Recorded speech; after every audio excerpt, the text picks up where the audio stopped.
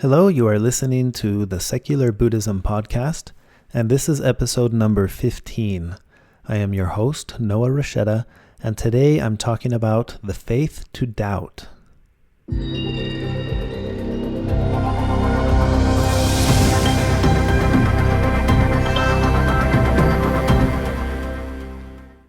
Welcome back to the Secular Buddhism podcast. This podcast is produced every week and it covers philosophical topics within Buddhism and secular humanism. Episodes 1 through 5 serve as a basic introduction to what secular Buddhism is and general Buddhist concepts. So if you're new to the podcast, I recommend listening to the first 5 episodes in order. All episodes after that are meant to just be individual topics that you can listen to in any order. And before we get started, I like to remind my listeners of a quote by the Dalai Lama where he says, "Do not try to use what you learn from Buddhism to be a Buddhist. Use it to be a better whatever you already are." Please keep this in mind as you listen and learn about the topics and concepts discussed in this podcast episode. And if you enjoy the podcast, please feel free to share, write a review, or give it a rating. And now let's jump into this week's topic. So this week, I wanted to talk about the topic of faith and doubt, specifically the concept of having the faith to doubt.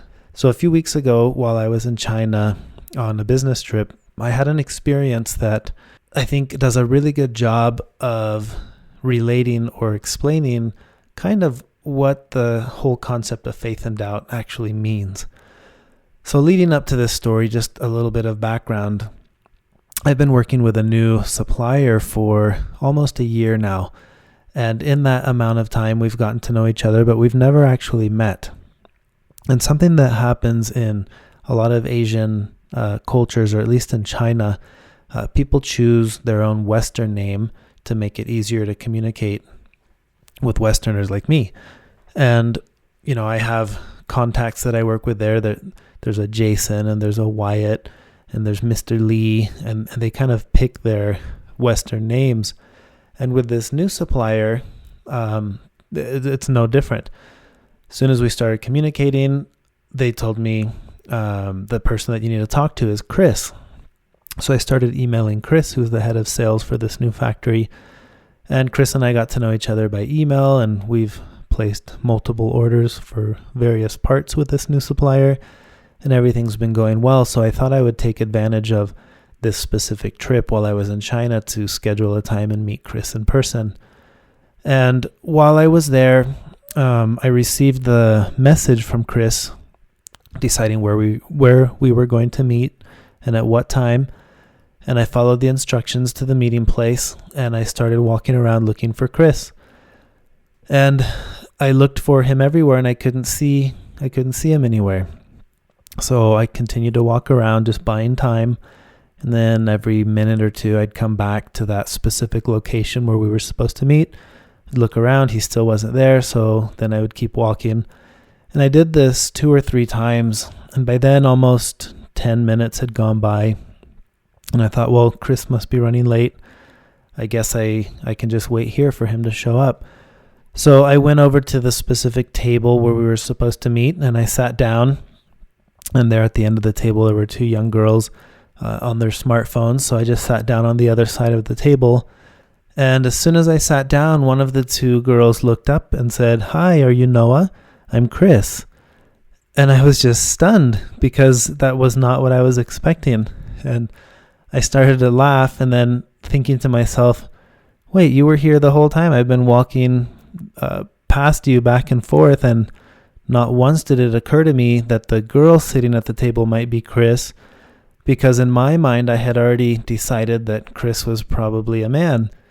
And it was just a very mind-opening experience to realize how I was, in a very literal way, I was blinded by my beliefs.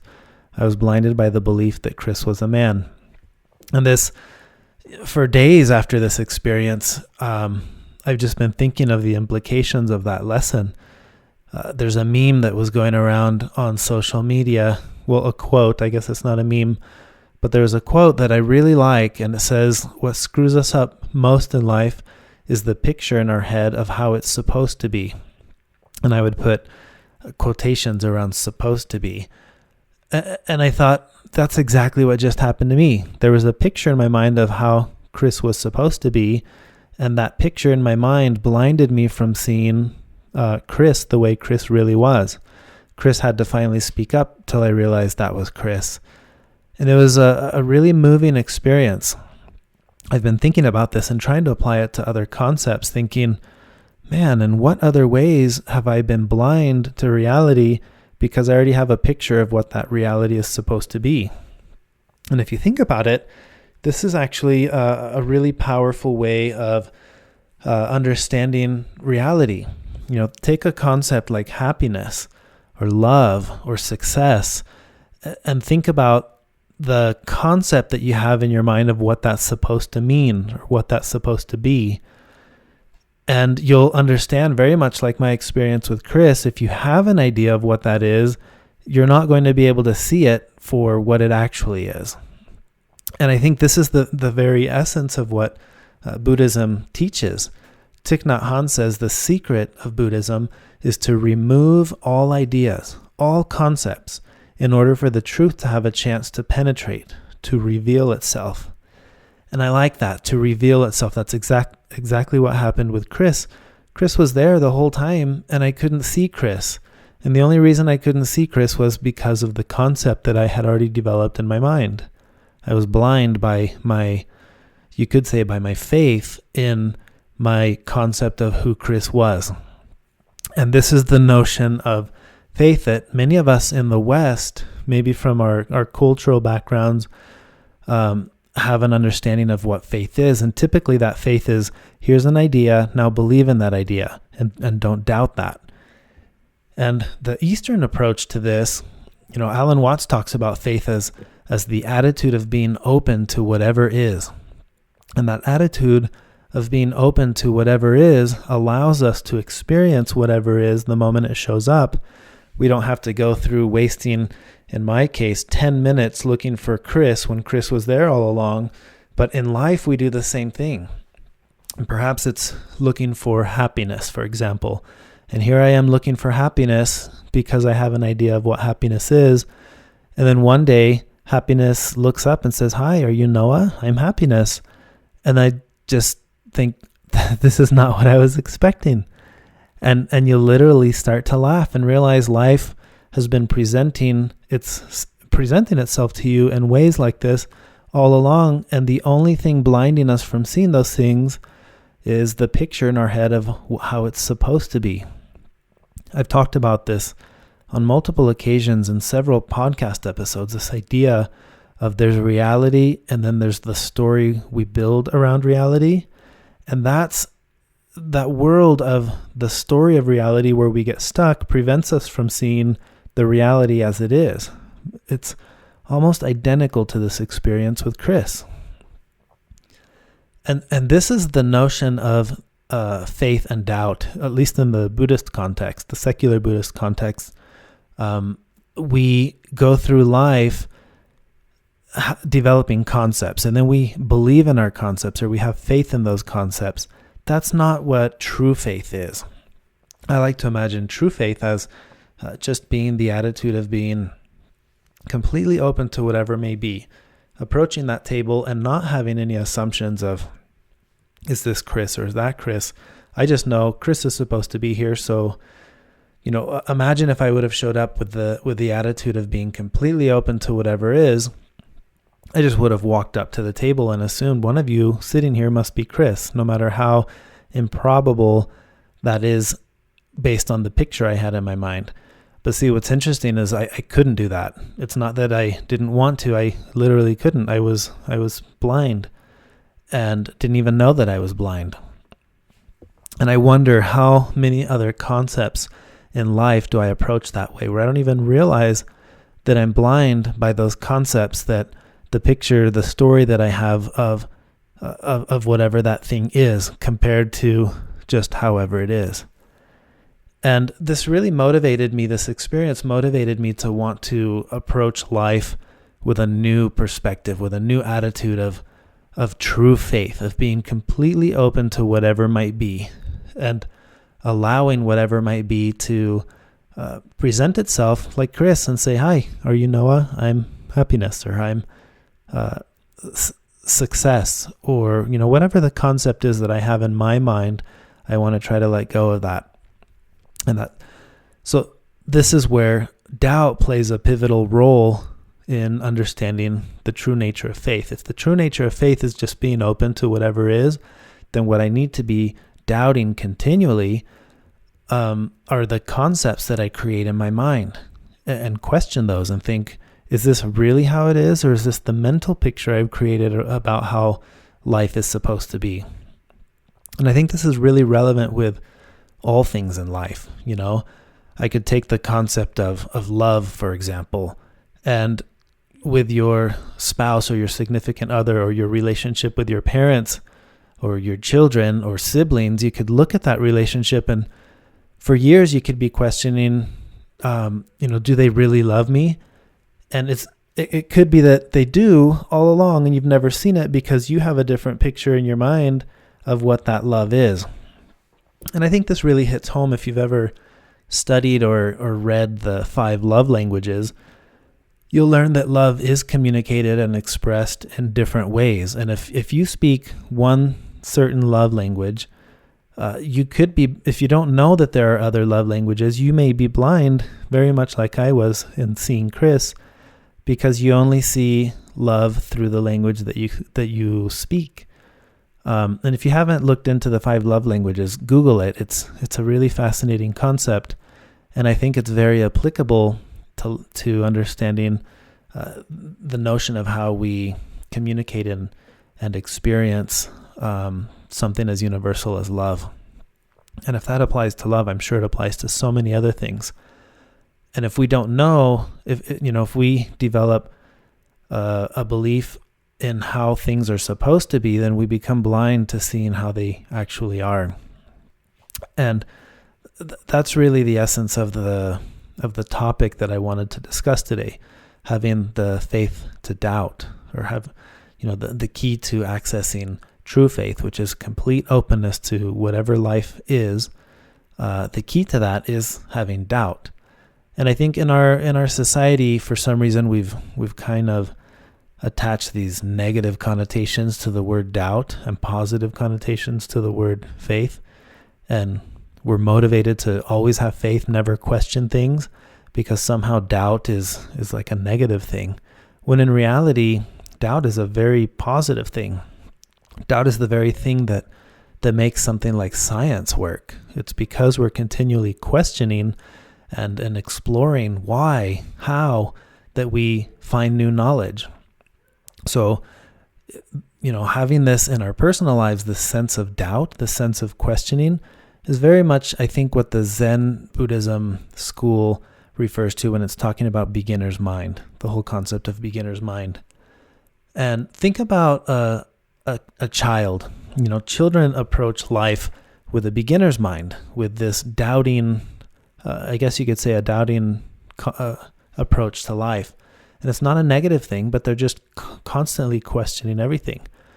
Everyone knows what it's like to be around a kid who's always saying, why? And now we're into this, why? And I think this is what it means to have a beginner's mind. You're always exploring. You're always curious. Why? And this approach is what allows you to gain new insight, to be able to see and learn stuff that you didn't know before, because you don't operate under the assumption of already having all the information that you need. Instead, you're always operating under the assumption that there's something that I don't know. And furthermore, always operating under the assumption that everything that I believe, I actually might be wrong.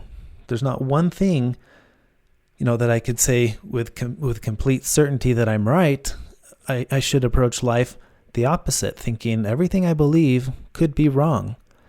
And that is faith in the unknown, faith in uncertainty, faith in whatever life is going to present. I'm just going to take it as it is.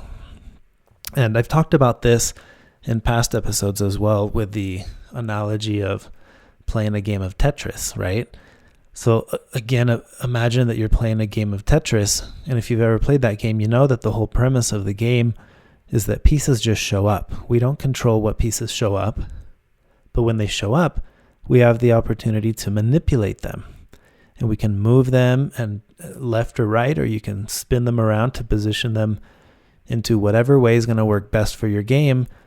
But the one thing you don't do is you don't control what comes up next. As soon as you place one, the next one's on the way, and it just goes on and on and on until the game's over. And I think that's a lot like life. And approaching the game of Tetris like you would the game of life with an attitude of faith means faith in whatever's going to come up next. I just know is what's going to come up next. I don't know what it is, but I know that something's coming up next. And the moment it does, I'm just going to have to work with it. That's what I have faith in.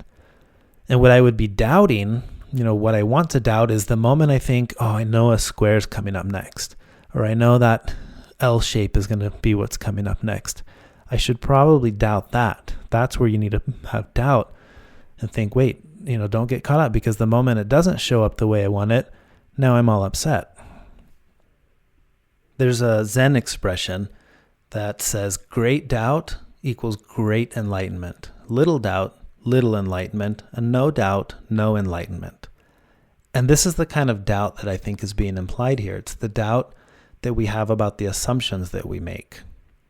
There's a quote that says, no matter what you believe, you might be wrong. And I think it's really important to go through life with that attitude. The attitude of whatever I believe, it's fine to have beliefs, but I might be wrong. I might be wrong about my beliefs. And that is the cultivation of doubt. It's what prevents us from being locked in a place with such certainty that we are blinded by that certainty. Blind faith is not a good faith. And again, I think the concepts of faith and doubt in our society have interesting connotations that are twisted. And it's like doubt is frowned upon and faith is treated as something that's actually not really faith. And we're told to just have faith, but oftentimes it's conveyed in the sense of continue to blind yourself around your belief and don't question the belief, but that's actually not faith. Faith is being open to whatever might be, and we do that by having and cultivating doubt around our assumptions of whatever we think is. So this is an entirely different approach to faith and doubt than what we're typically used to.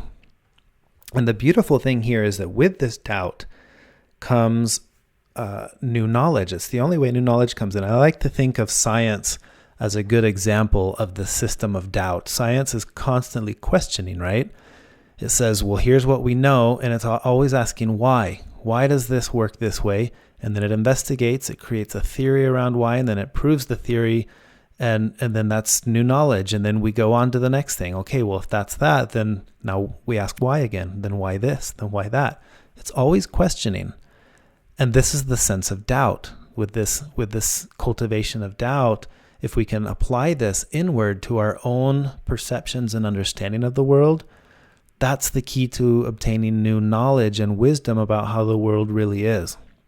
The assumptions that we have about other people, our in-group versus our out-group, they are this way, they are that way, us and them, that whole concept. What if we were able to doubt the concepts that we've created about these people who are in that category of other? So those are a couple of ways to look at and explore the concepts of faith and doubt within the Buddhist understanding of life, or the Buddhist worldview. Faith and doubt are not negative and positive things. They're actually both positive things in the tool set to help us to experience the nature of reality, to experience life as it is without being blinded by seeing only looking for life the way we think it's supposed to be. So again, there's always just what is, and then there's the story we create around what is. We should doubt the stories that we're creating around what is, and we should have faith in being open to seeing whatever just is outside of those stories. So I hope that makes sense. I wanted to share that because I thought that was a really neat experience for me to go through in China looking for Chris. And it's exciting to know that in life, that's happening all the time. We're always looking for Chris. And if we have an idea of what Chris is, then we're going to spend a lot of time looking for Chris that's sitting right in front of you when Chris has been there waiting all along. And I hope to have more experiences like that in life when Chris will look up and say, "Hi, are you Noah? I'm whatever concept," and I'll just laugh and think, "Of course you are. That's how it's been all along, and I couldn't see it." And that's the nature of doubt that I want to have in my life. I want to be willing and able to continually question the assumptions that I've made about life, the assumptions I've made about how life is supposed to be, and especially when applied to concepts as important as love, as happiness, terms like success. I just want to be open to whatever those things are and not be blinded by the beliefs I have around what those concepts are supposed to be. And I think that will provide many fascinating experiences in life, much like what Carl Sagan says, where he says, somewhere, something incredible is waiting to be known. And whatever that is, that it's waiting to be known, I think that's faith. I have the faith in that exact expression, that somewhere something incredible is waiting to be known, and I can't wait to see whatever it is. But I'm not going to get lost in the assumption that I have of whatever that is supposed to be. So hopefully that makes sense in explaining the concepts of faith and doubt a little bit more at a deeper level for the understanding the Buddhist worldview of faith and doubt. Again, if you've enjoyed this podcast, please feel free to share it, to write a review or give it a rating. And if you want to clarify this topic a little bit further with me, feel free to reach out. I'd love to hear what you think about this topic. And I'll talk to you guys next time. Thank you.